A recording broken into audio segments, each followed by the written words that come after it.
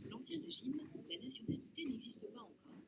Pour rappel, la nationalité est le lien juridique unissant un individu et un État. On distingue en revanche les rénicoles, sujets du roi, nés sur le sol français, des hommes étrangers soumis au droit domaine, un droit prévoyant que les biens d'un individu décédé reviennent à la couronne si ce dernier n'a pas d'héritier né en France. Le roi peut toutefois délivrer des lettres de naturalité qui font d'un Aubin un sujet du roi. Au premier temps de la Révolution, un profond changement politique intervient. Les rénicoles, sujets du roi, deviennent citoyens et acquièrent de nouveaux droits civils et politiques. Les membres de minorités religieuses, auparavant persécutées, deviennent également citoyens. Une loi du 15 décembre 1790 redonne la qualité de français aux protestants exilés et à leurs descendants. Quant aux juifs privés de droits sous l'Ancien Régime, ils sont émancipés et deviennent des citoyens. Dans la continuité des décrets adoptés en 1790 pour l'abolition du droit domaine, la Constitution du 3 septembre 1791 redéfinit le droit de la nationalité. Elle fait prévaloir le principe du droit du sol, un droit attribuant à un individu la nationalité du pays de sa naissance. Ainsi, l'individu né en France d'un père français, de même que celui né en France d'un père étranger résidant en France, sont français dès la naissance.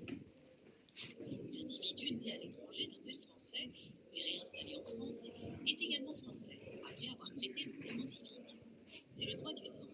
L'individu est français, car son père est aussi français. Concernant la naturalisation, elle est à cette époque automatique pour l'étranger, sous certaines conditions. Être installé en France depuis 5 ans et prêter le serment civique ou attester de lien avec la société, tel qu'un mariage avec un Français. Défendant la liberté et l'égalité politique pour tous, la première constitution révolutionnaire, adoptée en 1791, distingue pourtant deux catégories de Français. Les citoyens actifs, qui désignent les hommes de 25 ans disposant du droit de vote, et les autres, appelés citoyens passifs, parmi eux les femmes ou les domestiques, qui disposent de certains droits civiques, mais sont privés du droit de vote. Pourtant, ces citoyens et ces citoyennes peuvent s'investir dans la vie publique, comme le font d'ailleurs les étrangers.